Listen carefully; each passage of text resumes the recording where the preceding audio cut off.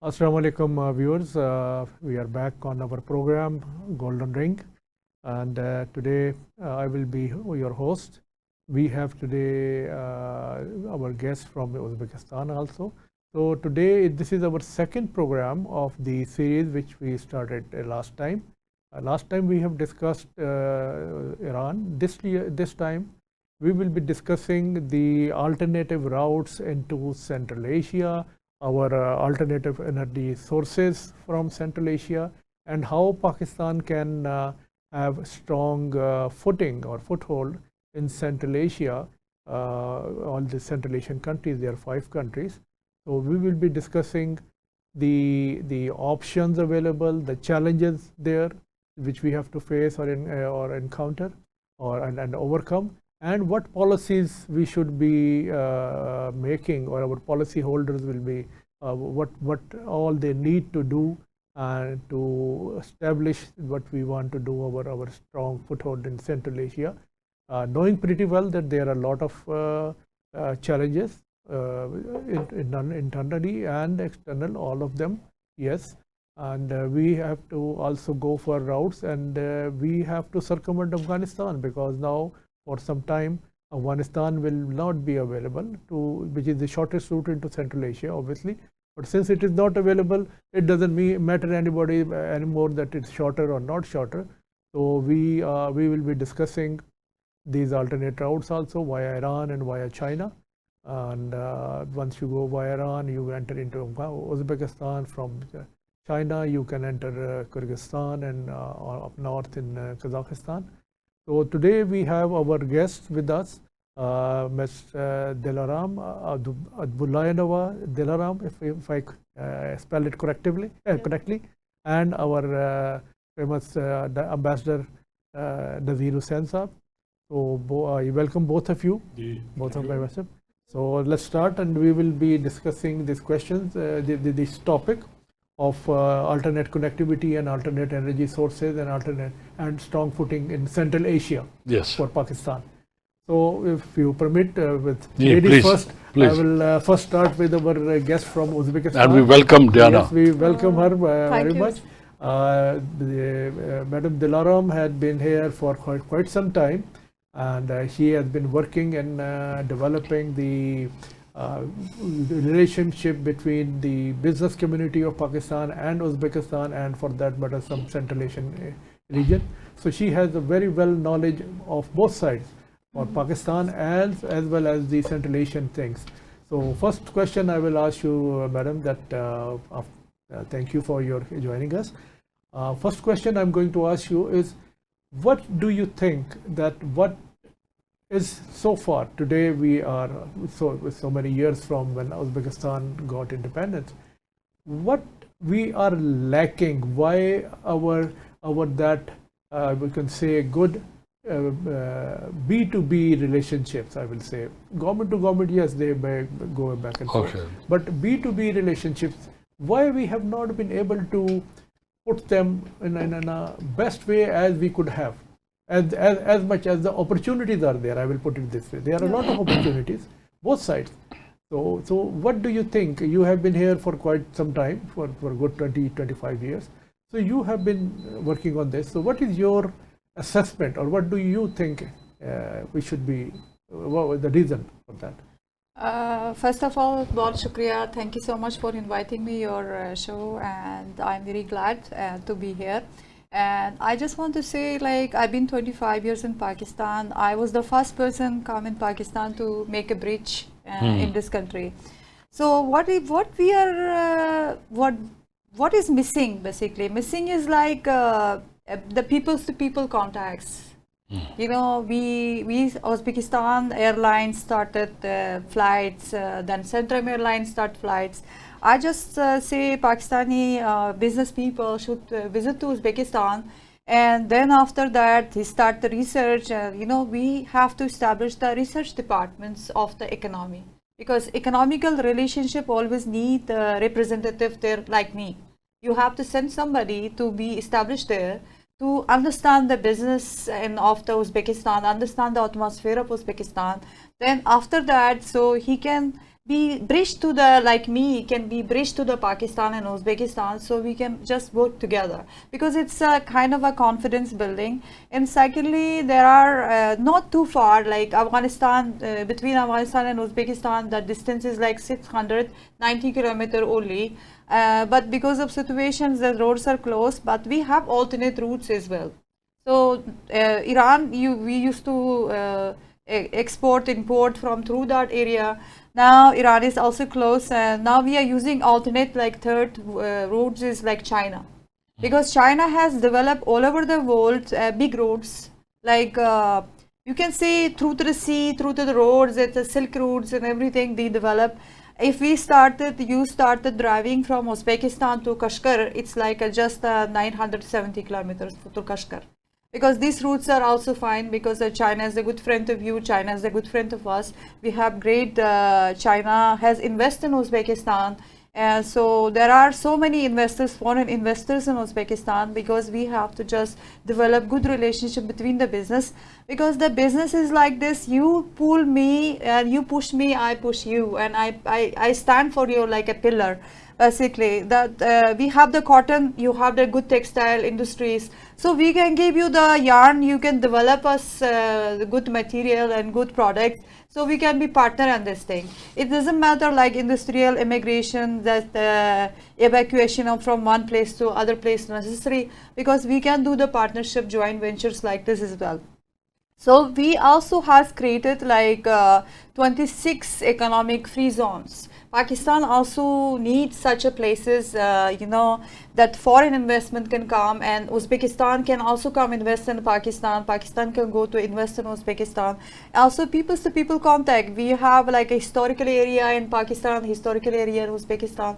So this is a confidence building necessary. You are right. As you're saying that one thing you said that we must, one thing is lacking, which is the information regarding the things in Uzbekistan, and people in Uzbekistan, they do not know what is here in Pakistan. So that is one thing where you are right, that there should be some mechanism or some organization which should do this research and tell the both sides, Pakistan and the Uzbek side, that this is out there, this is out there. So you can go and facilitate the meeting between the B2B. G2G, as I said, that they are separate things, they keep on moving up and down. And second thing, as you said, the route, alternate route, yes, we have been discussing it for some good time, that through Iran and through China, we must be developing, and that they are already there. Like you have very good road and railway network already established from previous days between Uzbekistan and Kyrgyzstan and into Kashgar, as you are saying. You are it is China, Kyrgyzstan, Uzbekistan. And secondly, we also have very close to the Jalabad, like our railway is always there, because the railway has to come from Afghanistan to Pakistan.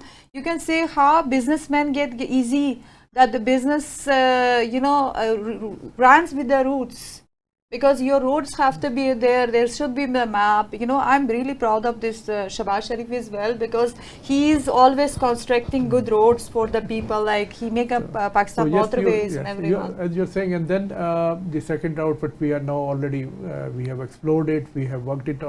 It's through Iran. We went all the way up to Moscow. Our trucks went all the way up to Moscow. So we have a very good. It is also established railway link between Uzbekistan and Zaidan, and from there we can come in. So you are right that there are two things that you said, major things. One is to establish some organization, some mechanism, so that people of the both sides, the business people of the both sides and the general people, should know of each other country together.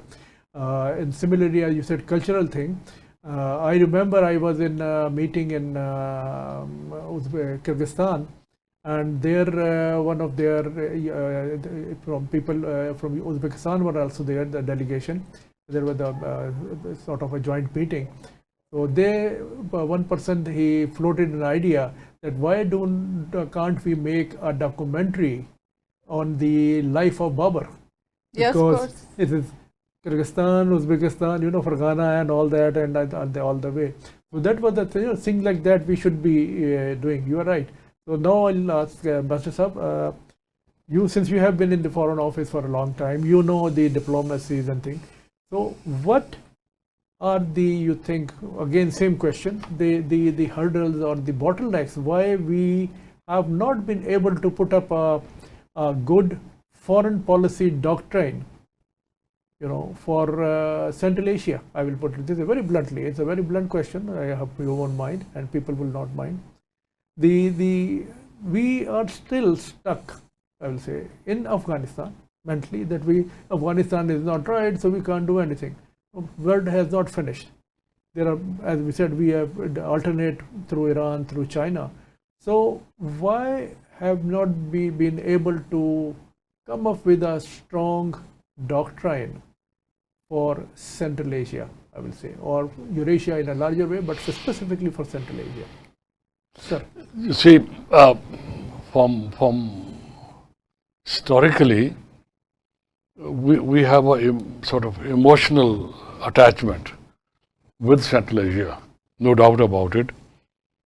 Our culture, similarity of culture, tradition, history, ancestry, all is good. But in the modern times, what is important is, as you were discussing earlier, number one, business contact. Number two, physical connection. You mentioned of Afghanistan. I think it is going to be there for quite some time. We don't see any signs of situation easing. But let me say, we missed the bus in the beginning. When Central Asian states gained independence, that was the time when every state, all the way up to Azerbaijan, everybody was keen to come to Pakistan. I can share my own personal experience. When the first government of Pakistan Muslim League, Mr. Nawaz Sharif was the Prime Minister, he offered $25 million credit to each of these 6 states, 5 Central Asian and Azerbaijan. I used to be the Director General to Gaur Ayub Khan, who was the Foreign Minister.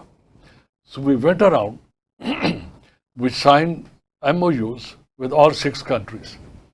And there was one demand in every capital: sir, please open the border. They were only asking for one thing: open the border, facilitate travel. As a result of the bold policies at that time, there was 2 flights every week to Karachi, and there was 1 flight every day to Lahore. People would come, buy, and take it away. Everybody told us in each capital, sir, we want everything which you make. From Peshawar to Gujranwala, whatever you make, we are willing to take it. But one thing, just make it easy to travel. Open the borders. That is specifically my question, because we have short of time. So, what was the hurdle in making a foreign policy doctrine towards Central Asia? No, having all this said this thing, but we have said, why we have failed? Why we have failed? I'm coming to that. This was discussed with the senior level within Pakistan. Unfortunately, the issue was the same which is today, the security. Unfortunately, because Central Asia has recently, the Russians have left. There was a problem even at that time. So-called Mujahideen and I won't say terrorist, but they were sort of situation there which was not very safe. But despite all this, the Central Asian businessmen, Central Asian governments, and I'm not sure about the Chamber of Commerce and Industry at that time, because it was still early years of independence. But the main issue was access to Pakistani markets. access to Pakistani cities and towns. And the border crossing was the main issue. A wrong decision was taken at that time that we continue with the formalities XYZ. Now, what can happen today? That was past.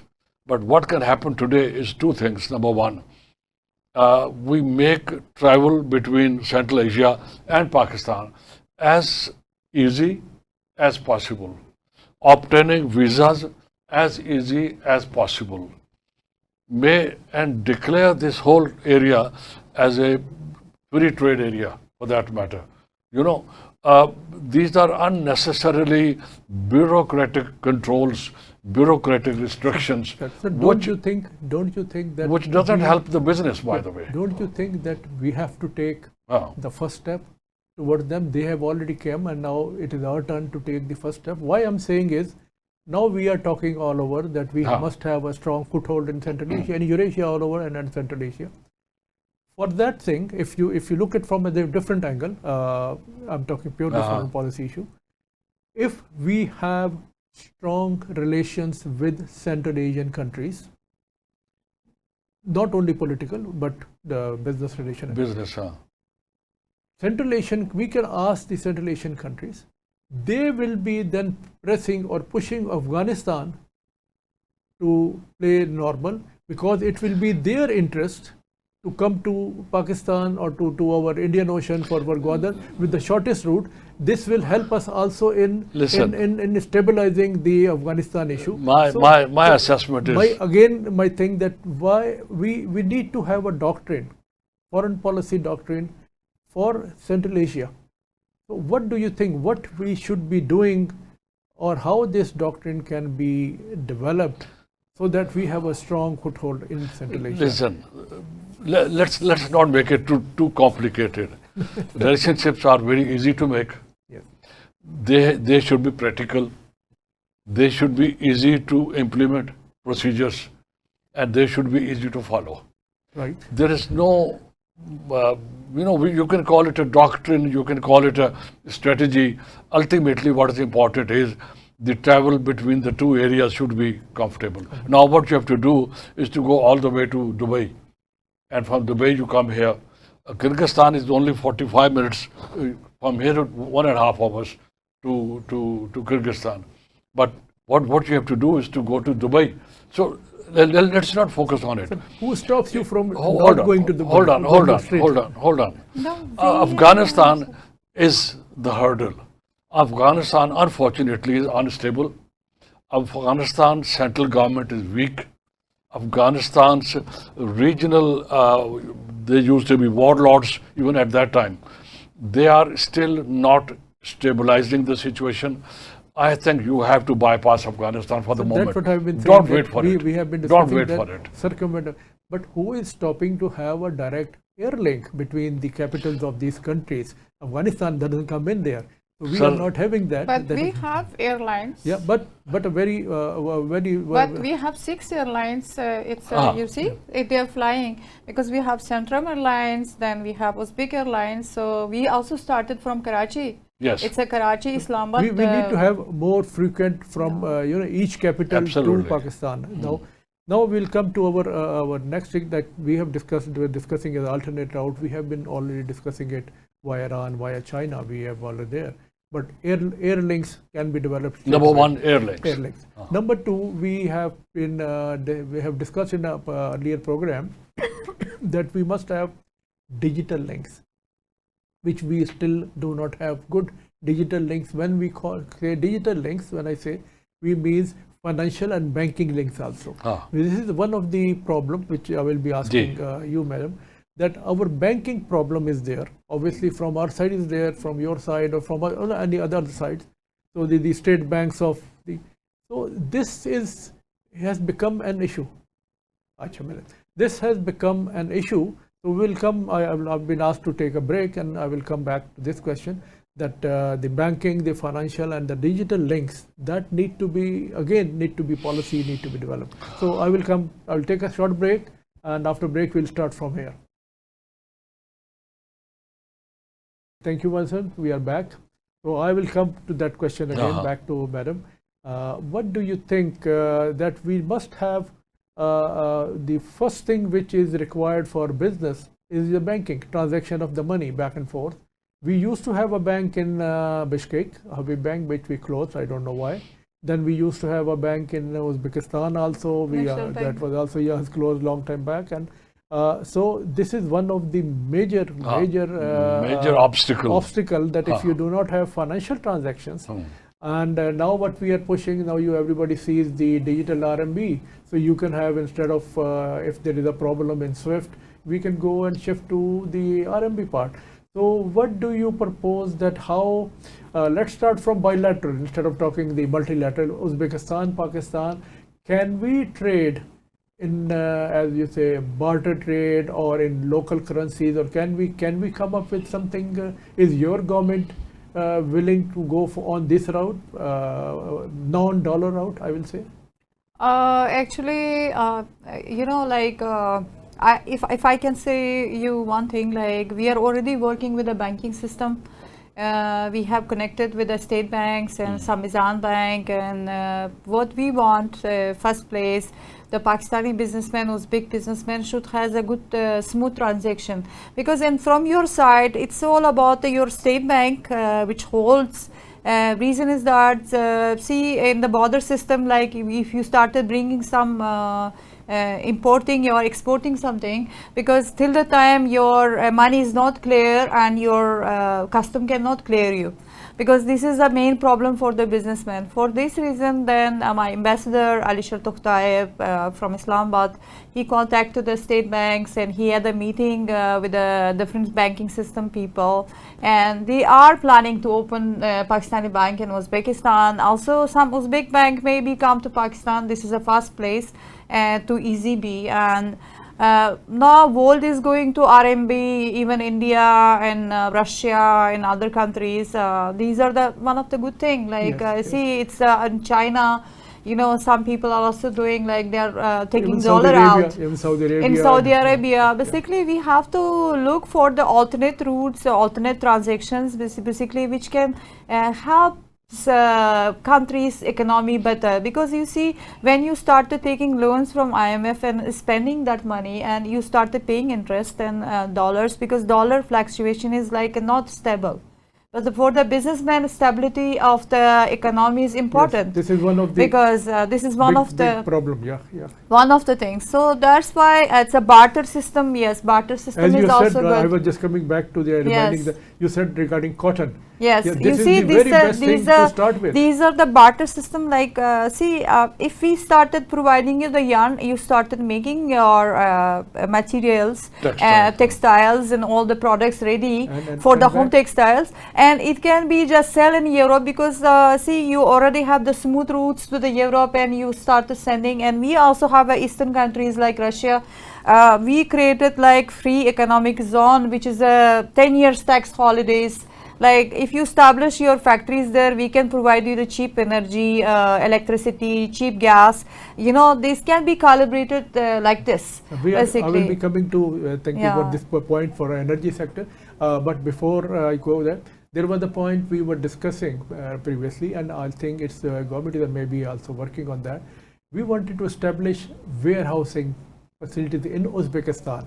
Basically, we proposed 3 warehouses. One in Uzbekistan, one is Kyrgyzstan, and one is Azerbaijan. The reason being that you can cover from these warehouses, we put all our stuff there, you can put there, and that warehousing, you can say company or you can say organization, they can become the mediators to send to all of these Central Asia, to Russia. Azerbaijan people can send to East Europe, and from Kyrgyzstan I can just come to these points. I think you must visit to Uzbekistan now, and if you invite us, we will. So I would definitely, and you can just visit to the economic free zones. Economic free zones are some of them, it's located nearby to the borders. because this Iran border they have, and China border they have also, and Afghanistan border they have economic free zones. Most of the people are already have a warehouse there, because warehouse is very necessary. And Uzbekistanis also come to the Karachi ports, and they were looking for the warehouse in Karachi port, because you know this we want to go to the Red Sea, and we want to also export our products. Yes. So we are right now, you can say, you know, $181 billion we have a foreign investments in our country. So most investors are like Chinese, Turkish, Russians, and European countries, also Pakistani, Indians. So our textile, our pharmaceutical business, and you know, then our leathers, because we have a good ships, lots of ships in our country. The raw So material, raw materials, we have the raw materials. So your country can just help us, because you see you are very ahead of us. You are a professional. Then recently, President of my country, Shaukat Mirziyoyev, come in Pakistan to meet Shahbaz Sharif. There was a great big forum organized in Islamabad by Embassy of Uzbekistan, and that was one of the huge things. Like more than 75 companies, they have signed the MIUs. For the joint ventures, for the partnership, for the investments, and there are leather, textile, pharmaceutical companies. You see, you have a best surgical instrument also. What we have been proposing, and I think if you agree, and you can talk to your side also, what we have been proposing from the platform of our think tank, that the two countries can have a joint warehousing company or warehousing organization. You are talking a bonded warehouse. Bonded warehouse. Bonded or something warehouse. like that, warehousing thing. And you put all the stuff there, both. It should be a joint one, as you are saying. What all you need, what all we need, so it can come through. Yeah, this is some of the good idea. If you started placing one place, you know, all the buyers can come and they can get it from there.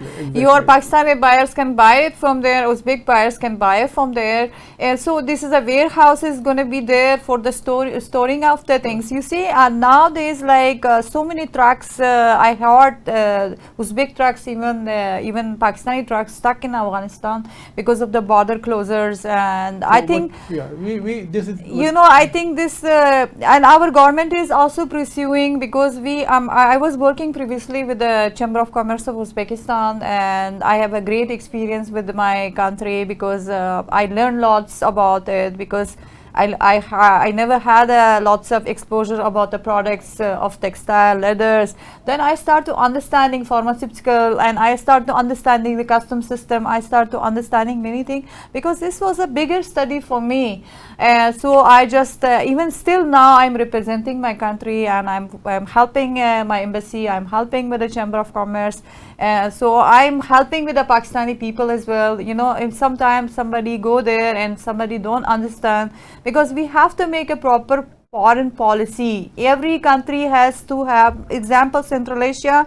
Okay, Pakistan should make a separate foreign policy for the economic foreign policy for Central Asia, or UAE, or China.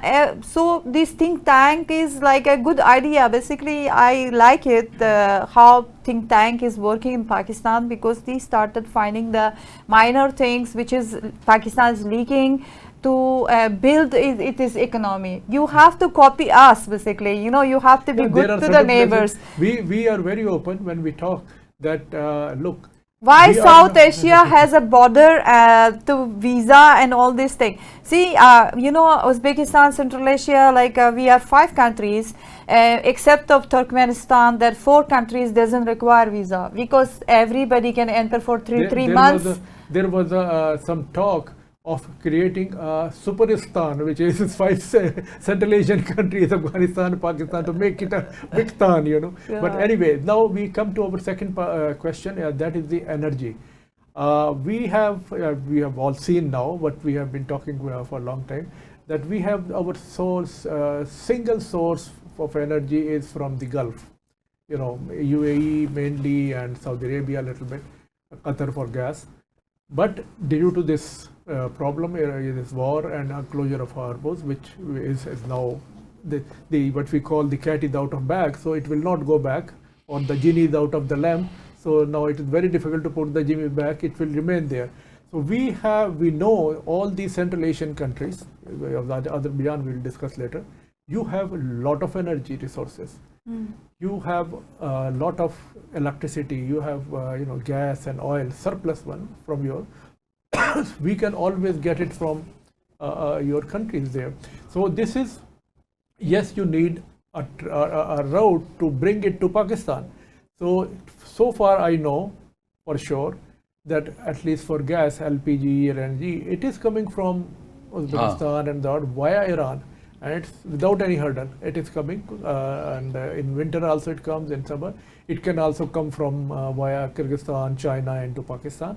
So we have to, how can we again, we need a policy to develop these alternate sources. Now I come to first, if you permit, Ambassador, that again, what we see that a foreign policy or as she said, the foreign economic policy, trade policy, that is the instrument to open, to facilitate the businessmen for that. So how do you think, where should we be going, or what should we be doing in our policy better? Look, you see, as far as the foreign policy and the foreign offices are concerned, whether Pakistan or Central Asian foreign offices, foreign trade policy, you can say like that.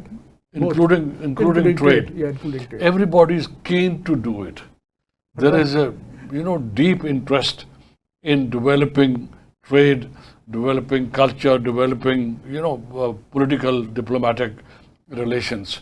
But what is the hindrance is Afghanistan, number one. But now with Iran, I think an alternative route is going to be developed. This starting from Chabahar all the way, you are developing a trade corridor all the way up to Russia. So these are few options which have to be explored.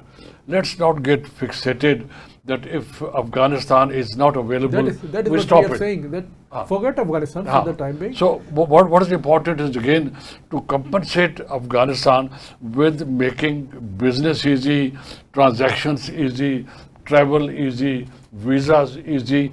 I personally feel this cannot be done overnight. What is important is consistent support to the businessmen, and again tourism also is very important. There's a commonality between the two regions. Sir, for energy, sorry, I'm coming in. If you know, recently we have been talking of rail link between Moscow to Gwadar. Yes. The reason being that the almost major part is already there. From Moscow all the way to Tehran, there is a railroad. Absolutely. From Tehran to Zaidan, there is a railroad. From Zaidan to Quetta, there is a railroad available. So this link is, you may have to upgrade it a little bit, but it's there.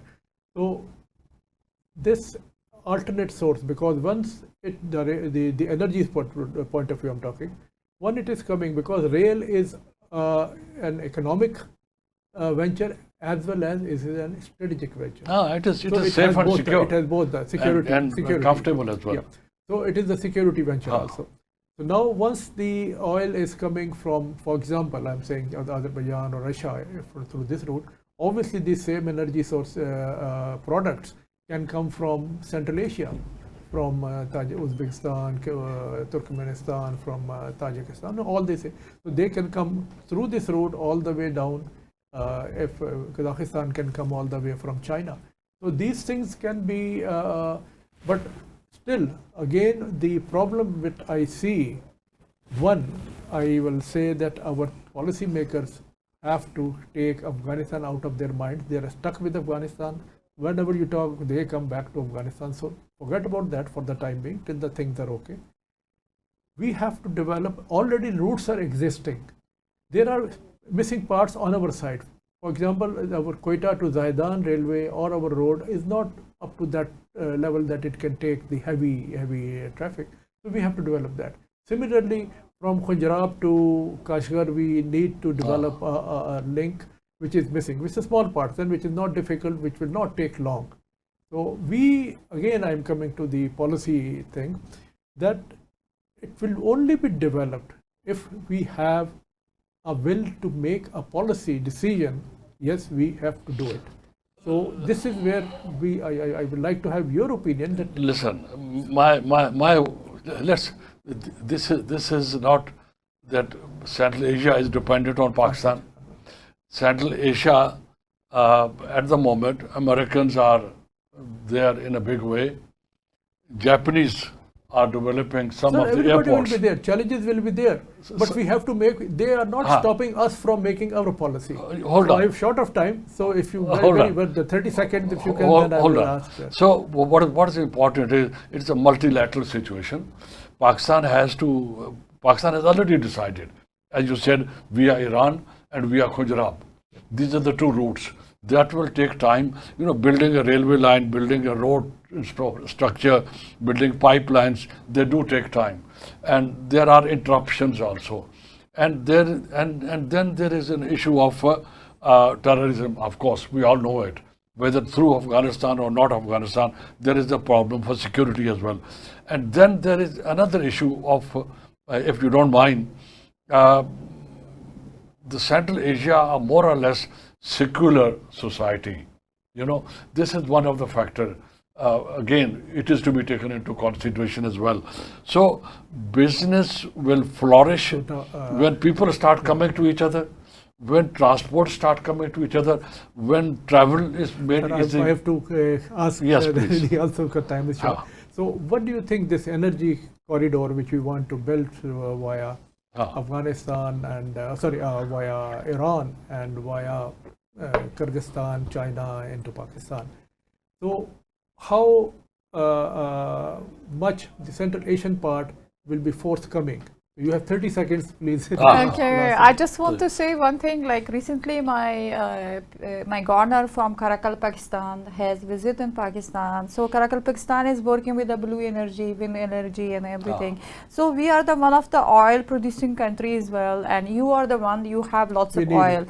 So what the Pakistan, Uzbekistan needed, they need a high technological connection together, and you can bore your oil from your sea, from Gwadar or from Balochistan. Though you have to have a peace in Balochistan to borrow this one, first place. And second place, like we have to develop the railway tracks. See, in Uzbekistan, even they have opened the ways from mountains to the tunnels. Okay, so, you can do so this one as well. We have to finish. Our time is up. So viewers, thank you very much. You have said we have a little time, so we could have discussed more.